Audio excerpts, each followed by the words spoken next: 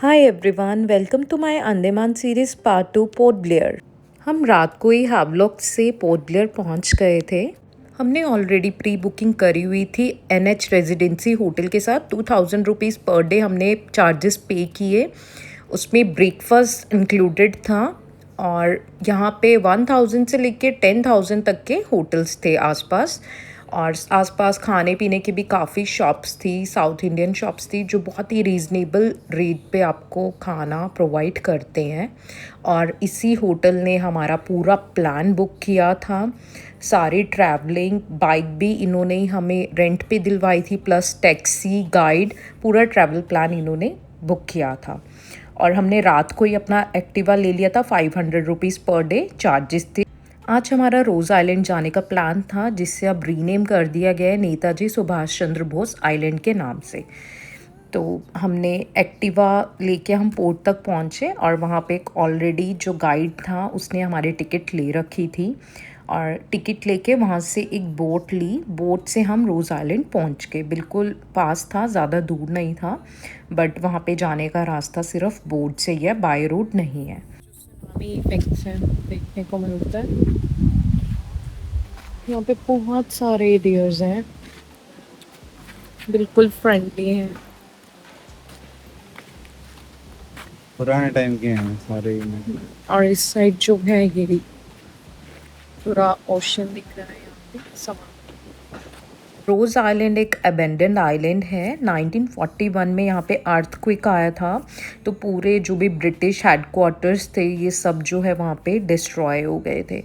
But यहाँ पे हमें बहुत सारे हिरन देखने को मिले, मोर देखने को मिले और बहुत सारे पाम ट्रीज थे। और हिरन बहुत ज़्यादा ह्यूमन फ्रेंडली थे, तो हम उनको टच कर पा रहे थे और उनको फीड भी कर पा रहे थे। यहाँ पे एक चर्च भी था जो डिस्ट्रॉय हो गया पुराने टाइम का। और अभी भी जो बिल्डिंग्स डिस्ट्रॉय हो गई हैं उनका थोड़ा बहुत जो स्ट्रक्चर बचा हुआ है वो एज इट इज़ है, वो हम देख सकते हैं। और पूरा ट्रैकिंग का रास्ता है। पूरा जो आइलैंड है वो हमें ट्रैक करके घूमना पड़ेगा। आइलैंड के लास्ट में एक शॉप आती है, वहाँ से हम कुछ खा पी सकते हैं।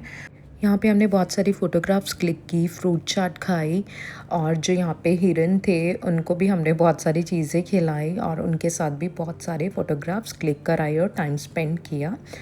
जो ओशन था उसका पानी भी बहुत अच्छा था, बहुत क्लीन था, बहुत मज़ा आया इधर। और हम वापस आ गए, जैसे हमें लगा कि 30 मिनट्स ख़त्म होने वाले हैं। वहाँ से एक और आइलैंड पे भी वो लेके जाते हैं, नॉर्बे आइलैंड, जो 20 रुपीज़ का पुराना नोट था जिस ऑरेंज कलर का, उसकी जो पिक्चर है वो नॉर्बे आइलैंड की ही है। वहाँ पे वाटर एक्टिविटीज़ होती है और वो करने जा सकते हैं। हमने नॉर्बे आइलैंड जो है वो अवॉइड किया, हम सिर्फ रोज़ आइलैंड ही गए थे। इसके बाद हम फ्लैग पॉइंट से होते हुए आज सेंट्रल जेल जा रहे थे, जहाँ पे काला पानी की सज़ा दी जाती थी ब्रिटिशर्स द्वारा हमारे इंडियन फ्रीडम फाइटर्स को। तो वहाँ पे एक म्यूज़ियम भी है, वहाँ पे भी हम विज़िट करेंगे। और नाइट शो भी होता है जिसकी हम टिकट्स नहीं ले पाए, उसकी एडवांस में टिकट लेनी पड़ती है। 2 से 3 दिन हम रुके थे पोर्ट ब्लेयर में, लेकिन हमें नाइट शो का टिकट नहीं मिला। तो जिससे भी जाना है तो वो ऑनलाइन पहले ही टिकट बुक करके चलें। तो बहुत अच्छा नाइट शो वो दिखाते हैं कि हमारे फ्रीडम फाइटर्स को क्या क्या सज़ा दी जाती थी, कैसे रखा जाता था सेल में। चलो चलते हैं सेलुलर जेल। सेलुलर जेल पहुंच के हमने पहले अपनी टिकट ली। टिकट लेने के बाद हमने अंदर एंट्री की, कुछ फ़ोटोग्राफ्स क्लिक की और पुराने उस टाइम के जो डॉक्यूमेंट्स थे वो भी हमने देखे, उनकी फ़ोटोग्राफ्स क्लिक की। Indian freedom fighter Vinayak Damodar Savarkar ji का सेल देखा हमने। अभी भी उनके क्लोथ्स प्रेजेंट थे और उनके बर्तन भी वहाँ पे प्रेजेंट है।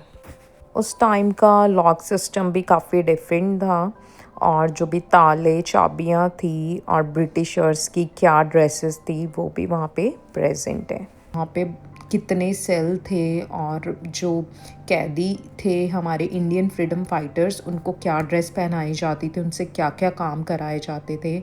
इसके अलावा जो है मैंने फांसी घर देखा। फांसी घर में कैसे उनको फांसी दी जाती थी, अभी भी वो सेम एज इट इज़ वहीं प्रेजेंट है। और पनिशमेंट्स क्या क्या दी जाती थी, उनसे तेल निकलवाया जाता था और जो नारियल है उसके बाल वगैरह निकाल के उसका भी वो काम करते थे, उससे रस्सी बनाते थे। और वहाँ पे आपको इवनिंग में नाइट शो देखना बहुत मस्त है। तो उसमें पूरा आपको दिखाएंगे नाइट शो में कि क्या क्या हुआ था, जो हमारे इंडियन फ्रीडम फाइटर्स हैं उनके साथ क्या क्या हुआ था और उन्होंने क्या क्या सज़ा काटी थी। बट नाइट शो की टिकट्स नहीं मिलती हैं, एडवांस में लेनी पड़ती हैं, ऑनलाइन मिल जाती हैं। बट हमें आइडिया नहीं था कि नहीं मिलती है, तो नाइट शो फुल था तो हमें टिकट नहीं मिली। तो एडवांस में ही इसका टिकट आप बुक कर लेना। इवनिंग में हम चिड़िया टापू गए थे, वनडूर आइलैंड गए थे और ग्लेस पॉइंट गए थे। तो चिड़िया टापू, वनडूर और ग्लेस पॉइंट ये हमने तीनों कवर किए थे इवनिंग में। और वहाँ का लोकल फूड एंजॉय किया था। और सभी बीचेस 6 बजे बंद हो जाते हैं, 6 बजे के बाद आप बीच के पास नहीं जा सकते, अलाउड नहीं है। चिड़िया टापू जाने का रास्ता है वो बहुत ही ब्यूटीफुल है, पूरा जंगल वे है, बहुत ग्रीनरी है। हम एक्टिवा से ही गए थे बाय रोड, आप टैक्सी भी ले सकते हैं, ऑटो भी ले सकते हैं, सब अवेलेबल हैं। बट हमने सेल्फ ड्राइव एक्टिवा ली थी और बहुत एंजॉय किया। बीच पे हमने बहुत एंजॉय किया, फ़ोटोग्राफ्स क्लिक करी और स्नैक्स खाए, प्लस वहाँ पे जो स्टार फ्रूट है फेमस उसका चाट खाया। और इवनिंग में हम वापस होटल आ गए। कल हमारा डे 6 का प्लान था बारातांग आइलैंड का। डे 6 पे सुबह हमारी 3 AM पे टैक्सी आ गई थी। होटल वालों ने हमारा ब्रेकफास्ट पैक कर दिया था मॉर्निंग का, ये चीज़ मुझे बहुत अच्छी लगी। टैक्सी लेके हम रिस्ट्रिक्टेड ट्राइबल एरिया की तरफ चले गए। वहाँ पे हमें 3 आवर्स वेट करनी पड़ी। पूरा आर्मी जो है उस एरिया को प्रोटेक्ट करती है। हमारा एंट्री हुआ और हम जारवा ट्राइबल एरिया की तरफ चले गए। वो पूरा रिस्ट्रिक्टेड है, वहाँ पे कोई भी नहीं जा सकता विदाउट एंट्री। और ना हम फ़ोटोग्राफ्स खींच सकते हैं, ना कार हमारी रुक सकती है, और हम कार से बाहर भी नहीं आ सकते। मैंने यंग बॉयज़ देखे जारवा और 2 कपल्स देखे, उनके 2 बेबीज़ थे। और हमने 2 ओल्ड कपल्स भी देखे, लेकिन हम उनसे ना बात कर सकते हैं, हम उनको कुछ भी नहीं दे सकते हैं। अगर इन केस ट्राइबल्स की कोई भी फ़ोटोग्राफ वीडियो खींच भी लेता है तो जेल तक हो सकती है, तो बिल्कुल रेस्ट्रिक्टेड है। लेकिन बहुत फ्रेंडली वो ट्राइबल लोग थे, वो बाय वगैरह सब कर रहे थे आते जाते। और वो अभी भी जो अपना गुजारा है हंटिंग एंड फिशिंग करके ही करते हैं। और बहुत ज़्यादा बड़े एरिया में फैला हुआ है जारवा रिज़र्व फॉरेस्ट। और उस एरिया से गुजरने के लिए हमें 3 से 4 घंटे लगे थे। चेक पॉइंट पे भी हमें 3 से 4 घंटे रुकना पड़ता है, तो वहाँ पे भी ढाबा, वॉशरूम सब कुछ अवेलेबल होता है और वो मिडनाइट ही सब कुछ ओपन होते हैं। रोड के बिल्कुल एंड पॉइंट पे पहुँच के हम अपने गाइड के साथ टैक्सी से वहाँ से उतरना पड़ता है। और वहाँ पे मिडिल स्ट्रीट जेटी पॉइंट है, वहाँ पे एक बहुत बड़ा बोट है, उस पे हम जाते हैं बारातांग आइलैंड की तरफ। उस बोट पे बसेस, कार और ट्रक्स, जो भी बड़े व्हीकल्स हैं वो भी, 2 व्हीलर्स भी होते हैं, और जितने भी लोग घूमने आए होते हैं वो भी उसी जेटी में जाते हैं। तो वहाँ से बारातांग आइलैंड हम पहुँच के हमें एक और छोटी बोट पे जाना पड़ता है। बोट से हम मैंग्रोव फॉरेस्ट से होते हुए लाइमस्टोन केव्स की तरफ पहुँच जाते हैं। और उन्होंने एक छोटा सा विलेज मेंटेन किया है जहाँ पे काउस भी मेरे को देखने को मिली, 2-3 घर थे और खेत भी उनके पास थे। पूरा ट्रैकिंग का रास्ता है, तो ट्रैक करते हुए हम लाइमस्टोन केव की तरफ पहुंच जाते हैं। पूरी जो केव है ये रेन वाटर से बनी है। ट्रैक करते हुए हम केव पहुंच गए और वहाँ पे एक गाइड था जिसने पूरा अच्छे से एक्सप्लेन किया केव के बारे में, कि केव कैसे बनी और कब बनी थी। और हमें अंदर जो लाइमस्टोन है उनको टच भी नहीं करना है, अगर हम उनको टच करेंगे तो वो ब्लैक हो जाएंगे। तो सभी सुन लीजिएगा, हमारा जो लाइमस्टोन का केव यहाँ से स्टार्ट हो जाता है। ये जो केव है पूरी तरह से कैल्शियम कार्बोनेट से बना हुआ है। किसी टाइम पे अंडर वाटर में हुआ करता था ये जगह, जैसे जैसे पानी का स्तर कम हो गया ये जो केव जो है बाहर आया। अभी पूरा लेंथ है 100 मीटर का, पूरा 100 मीटर का लेंथ है। तो 60 मीटर पार्ट जो है डैमेज हो चुका है अभी। जैसा अभी सारा ब्लैक में देखा है, ऐसा डेड पार्ट है। जैसे हो गया है क्योंकि इसमें डायरेक्ट सनलाइट और इन्वर्टर पड़ता है।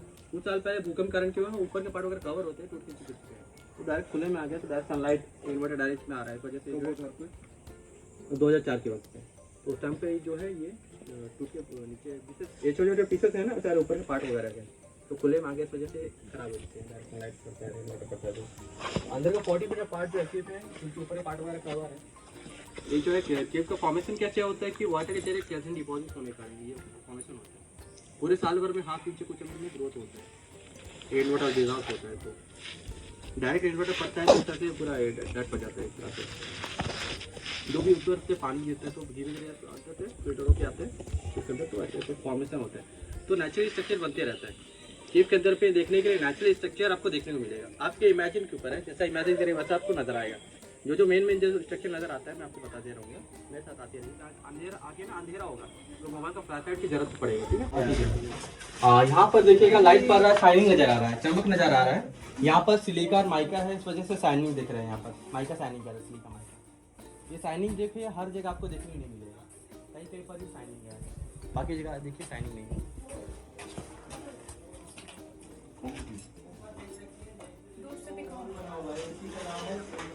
और थोड़ा सा ऊपर देखिएगा तो संग के शेप में आपको नजर आएगा, ये देखिए इस टाइप का। और जो ऊपर से जो ग्रोथ होते हैं स्टोन इस टाइप से देखिए, ये सारे ऊपर से, इसको ऊपर से नीचे से साइड से हर तरह से स्टोन जो है ग्रोथ हो रहा है। और यहाँ पर देखिएगा आपको काला पड़ा हुआ है, ये देखो टच करने की वजह से लोग आते बार बार टच कर जाते हैं, कुछ टाइम बाद काला पड़ जाता है और उसका जो ग्रोथ फॉर्मेशन जो है रुक जाता है। यहाँ से और स्टोन जो है बढ़ता नहीं, ऊपर तक खराब हो जाता है, डायरेक्ट हो जाता है। हमारा जो पसीना वगैरह जाता है जल्द हो जाता है, इस वजह से हीट हो जाता है।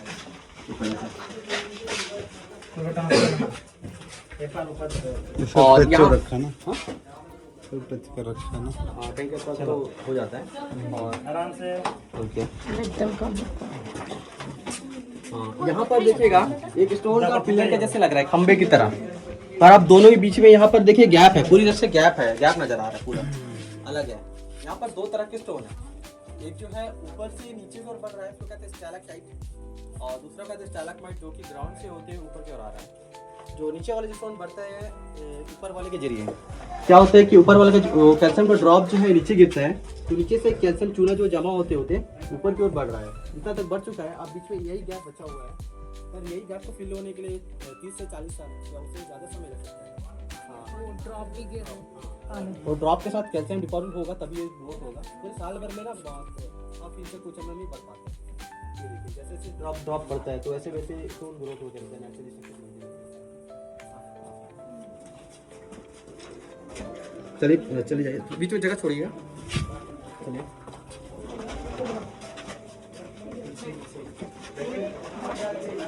ये देखिएगा जो व्हाइट पे नजर आ रहा है, ये सारी न्यू फॉर्मेशन है, इससे पूरे व्हाइट पे नजर आएगा। और थोड़ा सा ऊपर की ओर देखिएगा तो कोरस होते हैं, कोरस के टाइप का ये वाला देखिए। और यहाँ पर देखिए काला काला पड़ जाता है क्योंकि लोग आते हैं बार बार टच हो जाता है, भीड़ होता है ना, तो बार आते जाते वक्त टच हो जाता है, काला पड़ जाता है। यहाँ तो ज़्यादा उतना हाँ, जैसा कि यहाँ पर लगा हुआ है सिंक होल का बोल, आप ऊपर की ओर देखिएगा दो छोटे छोटे कैप के अंदर पे तो नेचुरली होल है, इसे हम कहते हैं सिंक होल। केव के अंदर जो हमें ऑक्सीजन हमें मिल रहा है कुछ से कवर है, तो दो रास्ता है जहाँ से हम एंटर हुआ वहाँ से पहला तो, और दूसरा इस होल के जरिए हमें थोड़ा सा ऑक्सीजन मिलता है केव के अंदर पे। और इस होल के जरिए क्या होता है, इसमें केव के अंदर में सनलाइट और रेन वाटर डायरेक्ट पड़ रहा है। और ऊपर देखिए जो ब्लैक ब्लैक दिख रहा है वो क्या है, डायरेक्ट रेन वाटर पड़ने के कारण। हाँ डायरेक्ट रेन वाटर सनलाइट जहाँ पड़ता है वहाँ पर सबसे पूरे काला पड़ जाता है, जहाँ खुले पार्ट में देखने से डर हो चुका था यहाँ पर उसी तरह से डर हो जाता है, यहाँ सनलाइट रेन वाटर डायरेक्ट पड़ रहा है। जो स्टोन जो बढ़ रहा है अंदर से फिल्टर होकर पानी आ रहा है, उसी से ग्रोथ हो रहा है।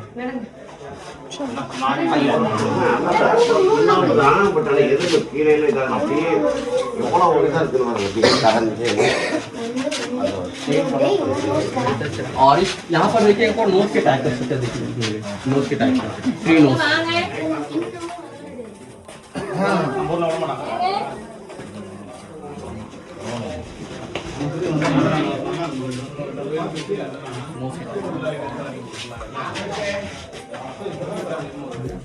अभी सीधा पीछे की ओर घूम जाइए, सीधा पीछे, और जहाँ लाइट पड़ रहा है सर साइड हो जाइए, जहाँ लाइट पड़ रहा है वहाँ देखिए तो रिवर्स लोटस, कमल की कली है ना उल्टा लटका हुआ उस टाइप का, ये वाला। सर साइड होइए, हाँ ये देखिए दिख रहा है, उस टाइप का लग रहा है उल्टा जैसा कमल की कली उल्टा लटका हुआ।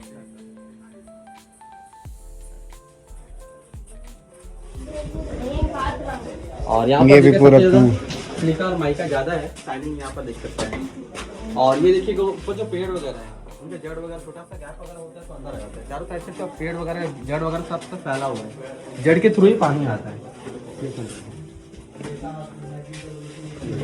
और यही लास्ट एरिया है जहाँ तक दिख रहा है, यही लास्ट एरिया है। और यहाँ पर देखिएगा आपको गोल्डन ब्राउन कलर का नजर आ रहा है स्टोन जो है।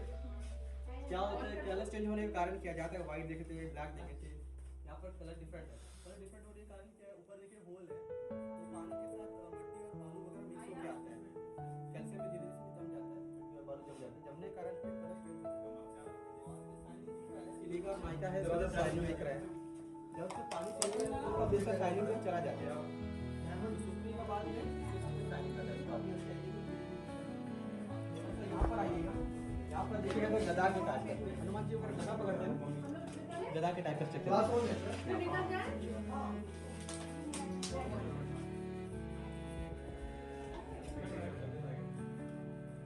ये देखिए यहाँ पर मिल्की वाइट भी नजर आ रहा है, न्यू फॉर्मेशन। ये देखिए इसके ऊपर है हाईलाइट टाइप, ऊपर से ऐसे फोन के शेप में नजर आ रहा है। जो स्टार्टिंग रहता है ऐसे ही रहता है, धीरे धीरे बढ़ते बढ़ते और कुछ शेप जो है लेते रहते हैं।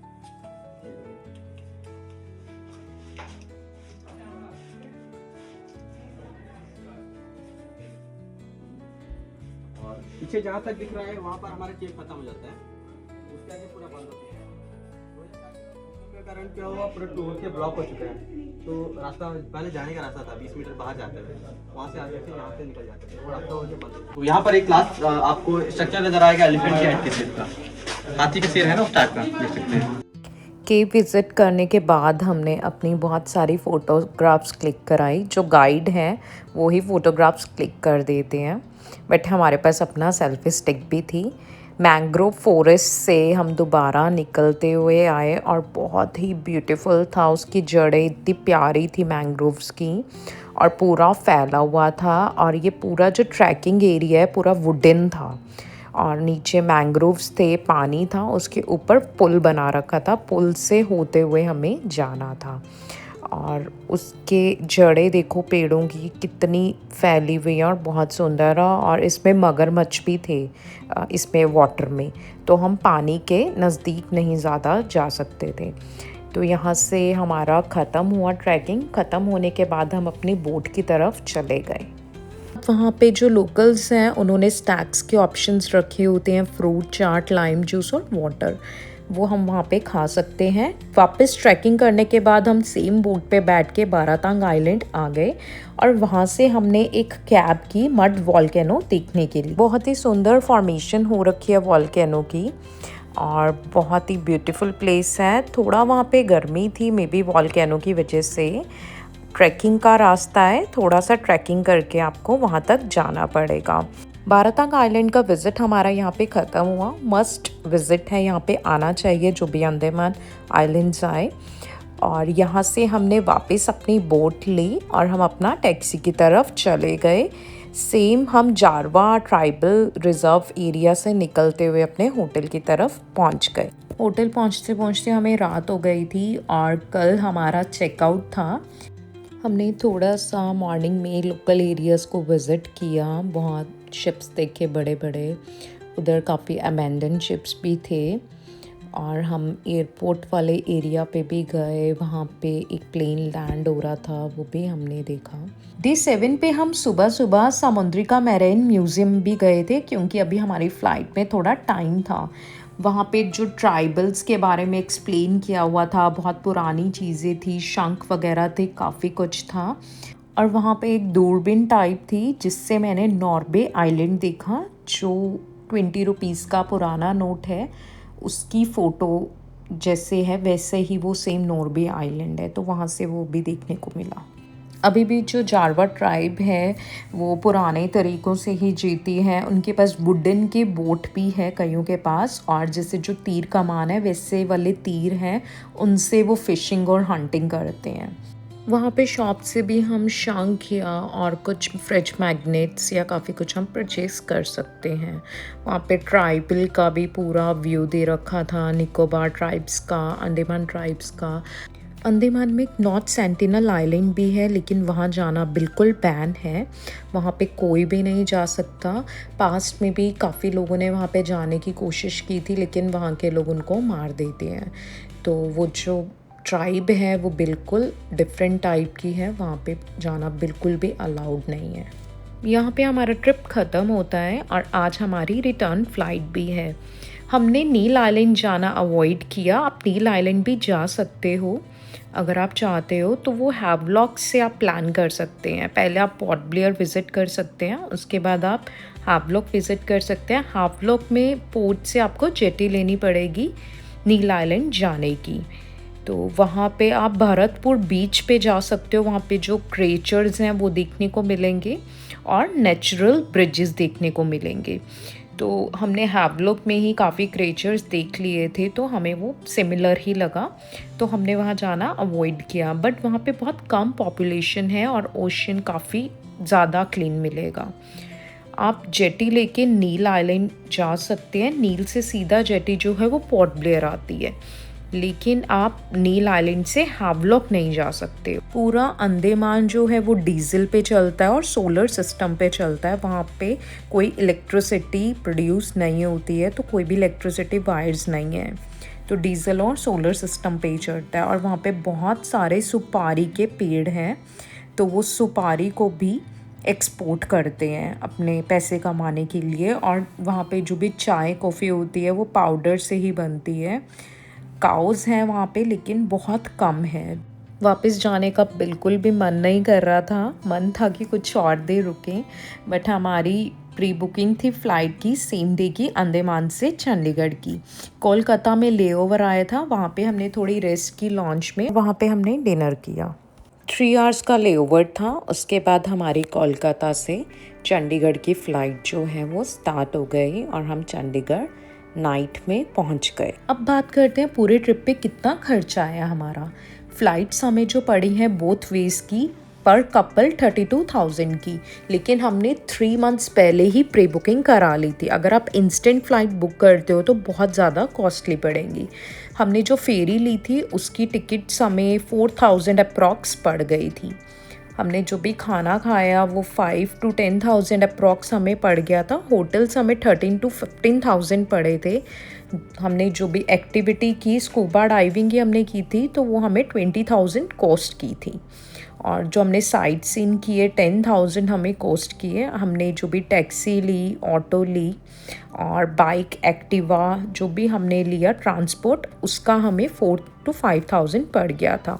तो पूरा ट्रिप जो है वो 1 लाख और 1 लाख 10 to 20,000 अराउंड पड़ जाएगा। मैक्स टू मैक्स अगर आप बहुत अच्छे होटल्स लेते हो, लेकिन हमारी जैसे होटल की प्री बुकिंग थी तो हम रिजॉर्ट्स नहीं ले पाए। लेकिन मैं प्रेफर करूँगी कि आप अंडमान आके नियर बाय ओशन के बीच के आप बीच रिजॉर्ट ज़रूर लेना, बहुत ब्यूटीफुल हैं। तो आपको 1.5 लाख के अंदर पूरा ट्रिप जो है वो कवर हो जाएगा। हमें 1,20,000 अराउंड हमें ट्रिप पड़ गया था पूरा। मैंने अंडमान आइलैंड सीरीज़ का पार्ट 1 हैवलॉक का लिंक भी वीडियो में मेंशन कर दिया है। जिसने पार्ट 1 नहीं देखा हो तो लिंक में जाके वो देख सकते हैं। यहाँ पे मेरे अंडमान का ट्रिप होता है ख़त्म, और ऐसी और वीडियोस के लिए मेरे चैनल को लाइक, शेयर, सब्सक्राइब करें और बेल आइकन को बजाना ना भूलें। मिलते हैं अगले ट्रिप पे।